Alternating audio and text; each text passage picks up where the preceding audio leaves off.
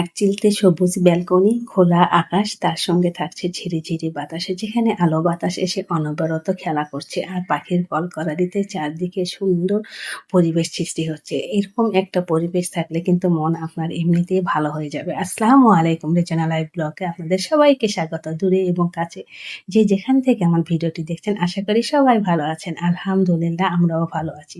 তো যিনি বা যারা আমার ভিডিওটি অলরেডি ক্লিক করছেন, অবশ্যই একটা লাইক দিয়ে কন্টিনিউ করবেন আর আমার এই ছোট্ট পরিবারটির পাশে থেকে যাবেন। আর অবশ্যই কিন্তু সাবস্ক্রাইব করে আমাকে সাপোর্ট করবেন। তো আজকে কিন্তু শুরু করেছি আমার ছোট্ট একখানি ব্যালকনি ট্যুর থেকে। আসলে ব্যালকনিতে আমার অনেক বেশি গাছ নেই, তবে যতটুকু আছে মাশাআল্লাহ মনটা কিন্তু ভরে যায়। বাতাসের দোলা, পাখির কলকলারি আর রং বেরঙের ফুলে এত যে ভালো লাগে কি বলে যে আপনাদেরকে বোঝাবো।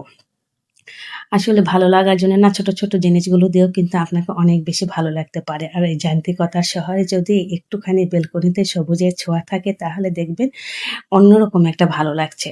তো আমি ব্যালকনিটা মার্শাল্লাহ মানে আস্তে, আস্তে করে সাজাবো ইচ্ছে করেছি। তো আপনারা যদি পাশে থাকেন তাহলে অবশ্যই কিন্তু দেখতে পারবেন। আর গাছ আমার কিন্তু অনবরতই সবসময় ভালো লাগে। আমি আমার সব জায়গাতে একটু করে সবুজের ছোঁয়া রাখতে চাই।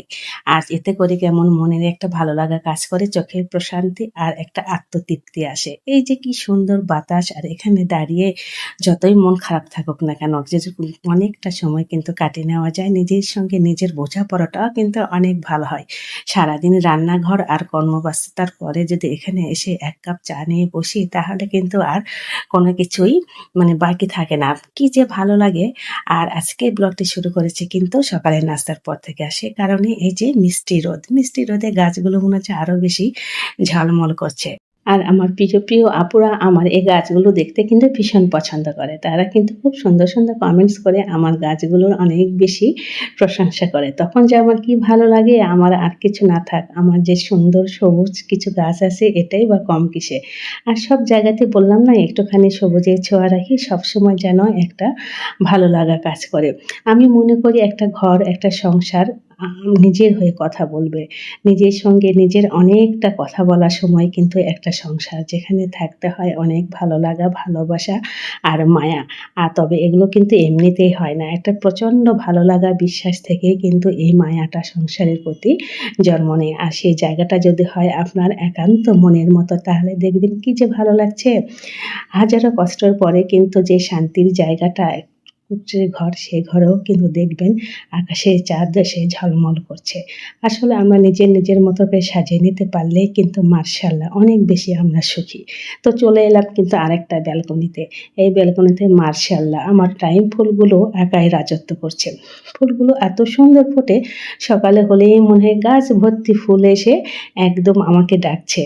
কি যে ভালো লাগে ফুলগুলো দেখে। আর আমি কিন্তু এই অপেক্ষায় থাকি কখন ব্যালকনির দরজা খুলে ফুলগুলোকে দেখব আর কখন তাদের কাছে যেয়ে একটুখানি ছুঁয়ে দেব।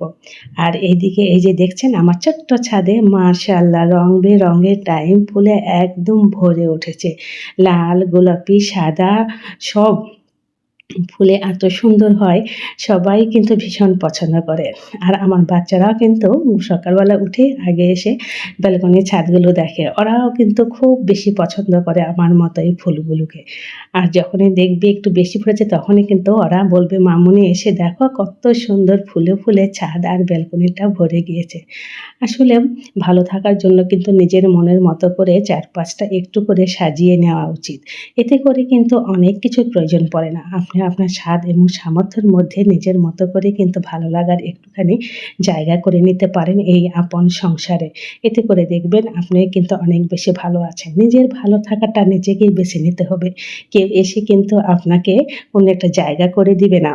সারাদিন কাজের পরে আমি আমার যতটুকু সময় পাই গাছগুলোর সাথে কাটিয়ে দেই। আর এতে করে কিন্তু আমার ভীষণ ভালো লাগে।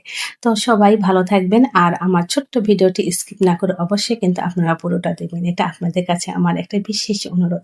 তো আজকে আমার ব্যালকনি ট্যুর এবং প্লাস ছাদের গাছগুলো কেমন লাগলো অবশ্যই কিন্তু আপনারা আপনাদের সুন্দর, সুন্দর কমেন্টস করে আমাকে জানাবেন। আল্লাহ হাফেজ।